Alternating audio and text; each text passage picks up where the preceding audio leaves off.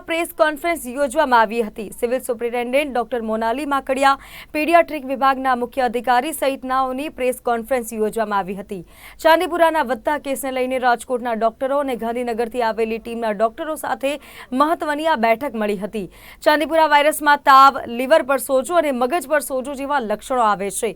Civil hospital ખાતે 15 થી 20 બેડનો special ward તૈયાર કરવામાં આવ્યો છે। આજે खूब सारा समाचार आपवाना छे।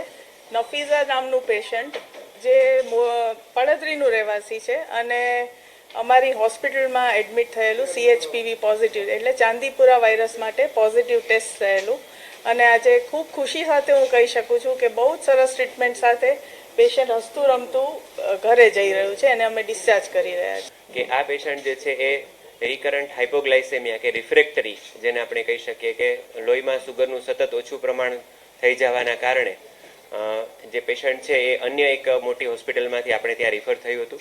આપણે એની 10 થી 11 દિવસ ઉપરાંતની સારવારને કારણે કોર્સમાં એ પણ જોયું કે તેના મગજ ઉપર સોજો વધી જવાને કારણે એના હૃદયના ધબકારા પણ ઘટી ગયા હતા, પરંતુ જે સ્ટાન્ડર્ડ પ્રોટોકોલ મુજબની સિન્ડ્રોમિક ટ્રીટમેન્ટ આપવાથી બાળક જે છે એ આજે આપણે રજા આપી શકીએ છીએ। એ બાબતની મને ખુશી છે અને ફરીથી હું કહું કે આ જે કોઈ પણ વસ્તુ છે એના માટે બેકબોન જે છે અમારા મદદનીશ પ્રાધ્યાપક અને રેસિડેન્ટ ડૉક્ટર તથા નર્સિંગ સ્ટાફ કે જે 24/7 આ બાળકોની પાછળ લાગેલા છે, એ બધાનો પણ હું ડિપાર્ટમેન્ટ વતી આવીને આગળને સારી રીતે કામગીરી કરતા રહે તે બાબતે હું આશા। આ બાળકી અમારા ત્યાં 20મી તારીખના રોજ દાખલ થઈ હતી અને એની તકલીફમાં હતું કે આગલા દિવસે સાંજે એને તાવ આવ્યો અને આંચકી આવી હતી। એ પછી બાળકીએ ત્યાં લોકલ હોસ્પિટલમાં દવા લઈ અને ઓવરનાઇટ ઘરે રહી હતી। નેક્સ્ટ ડે સવારે બાળક ફરી પાછું બેભાન જેવું થઈ ગયું હતું। એના માટે એ સારવાર અર્થે એક મોટી હોસ્પિટલમાં ગયા અને ત્યાં બાળકનું શુગરનું ચેક કર્યું હતું જે ઘણું ઓછું હતું, એટલે ત્યાંથી શુગરનું એક ઇન્જેક્શન આપી અને બાળક અમારા ત્યાં રિફર થયું હતું। જ્યારે અમારી પાસે આવ્યું ત્યારે બાળકનું સેન્સોરિયમ ઓલ્ટર્ડ થયેલું હતું, ફીવર અને કન્વલ્ઝનની હિસ્ટ્રી હતી, એટલે અમે એને ચાંદીપુરા માટે સસ્પેક્ટ કરી અને એની ટ્રીટમેન્ટ ચાલુ કરી હતી।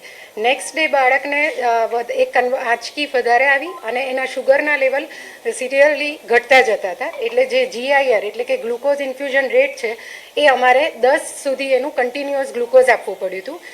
ચોથા પાંચમા દિવસે બાળકના લીવર ઉપરના જે આપણે રિપોર્ટ્સ કરાવીએ એમાં પણ એબનોર્માલિટી હતી, કારણ કે એને સોજો થયો હતો। એની સાથે સાથે જે લોહી જામવાવાળા કણો હતા એ પણ એબનોર્મલ હતા, એટલે અમારે એને 2 બ્લડ પ્રોડક્ટ આપવી પડી હતી। પાંચમા છઠ્ઠા દિવસે બાળકને હૃદયના ધબકારા અને બ્લડ પ્રેશર ખૂબ જ ઘટી ગયું હતું।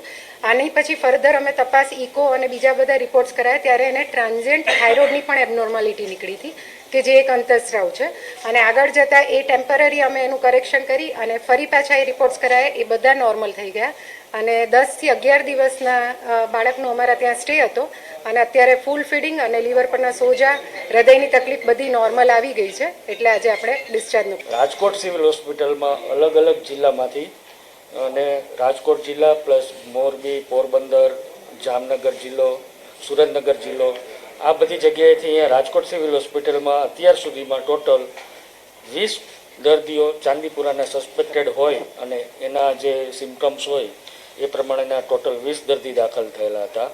તેમાંથી 5 દર્દી પોઝિટિવ આવેલા છે અને 8 દર્દી નેગેટિવ આવેલા છે અને 7 દર્દીઓના રિપોર્ટ અત્યાર સુધીમાં હજુ પેન્ડિંગ છે, આવશે।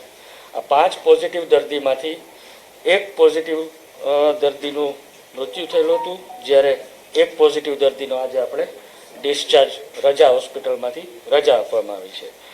8 નેગેટિવ દર્દી હતા, એમાંથી 6 દર્દીઓના મૃત્યુ થયા હતા અને એમાંથી એક દર્દી અત્યારે સારવાર હેઠળ છે અને એક દર્દીને આપણે સાજા કરી અને એને ડિસ્ચાર્જ કરવામાં। અમરેલીમાં સ્ટેટ હાઈવેના બ્રિજ પર 2 ભાગ થતા